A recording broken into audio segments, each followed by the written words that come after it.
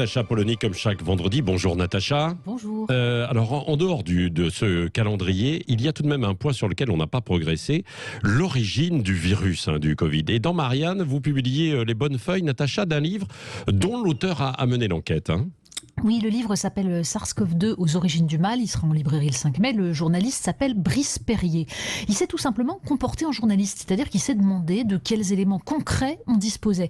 Il a constaté, évidemment, comme nous tous, que la mission de l'ONU en Chine arrivait trop tard, que les conclusions étaient téléguidées. Alors il a creusé. Parce qu'il faut se souvenir, au début de l'épidémie, on nous a parlé du marché de Wuhan. Et puis on s'est aperçu qu'il y avait justement à Wuhan plusieurs laboratoires, dont un spécialisé dans l'étude des coronavirus.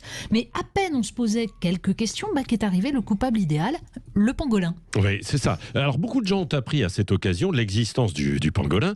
Mais alors quelle est la conclusion de ce journaliste, Natacha ? Justement, soyons clairs, Brice Perrier, c'est pas un type pétri de certitude qui estime qu'on nous cache tout. Donc le livre est passionnant parce qu'il suit une démarche profondément rationnelle et nous suivons son enquête, ses discussions avec des scientifiques, les controverses, les éléments sur lesquels personne ne veut qu'il y ait controverse.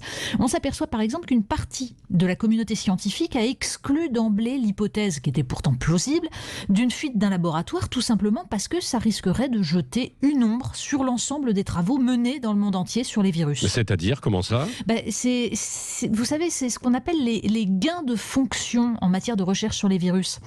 C'est le fait de modifier un virus pour lui donner certaines caractéristiques, comme la contagiosité, pour ensuite observer son comportement et mieux le contrer, notamment en trouvant des vaccins. Et il y a déjà eu des polémiques à ce sujet-là, donc c'est connu cette idée-là. Sauf que certaines de ces recherches sont extrêmement utiles pour faire avancer la science et notre protection contre les virus, mais certaines peuvent se révéler dangereuses. Alors, en fait, avec le Covid-19, l'hypothèse d'une transmission du pangolin à l'homme, c'est ce que nous dit Brice Perrier, ça ne tient pas pour la plupart des scientifiques aujourd'hui.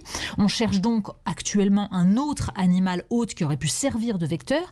Mais ce que nous dit le livre, c'est que le virus le plus proche qu'on ait trouvé jusqu'à présent, il a été découvert il y a quelques années dans une mine désaffectée en Chine, loin de Wuhan. Et il a été étudié par la scientifique qui aujourd'hui dirige le laboratoire de Wuhan. Et ce qui est intéressant, c'est qu'en fait, Brice Perrier se garde bien de conclure quoi que ce soit. Il expose les hypothèses crédibles et il écarte celles qui sont délirantes, parce qu'il y en a qui sont délirantes. Mais il publie à la fin de son livre un appel signé par 27 scientifiques pour une enquête internationale. Ce serait vraiment salutaire pour savoir ce qui s'est passé et donc pour mieux se prémunir dans l'avenir. Oui, passionnant en tout cas. Brice Perrier, ce livre qui va sortir et c'est à lire les bonnes feuilles donc dans Marianne. Merci ma chère Natacha Polony et bon week-end. Merci à vous.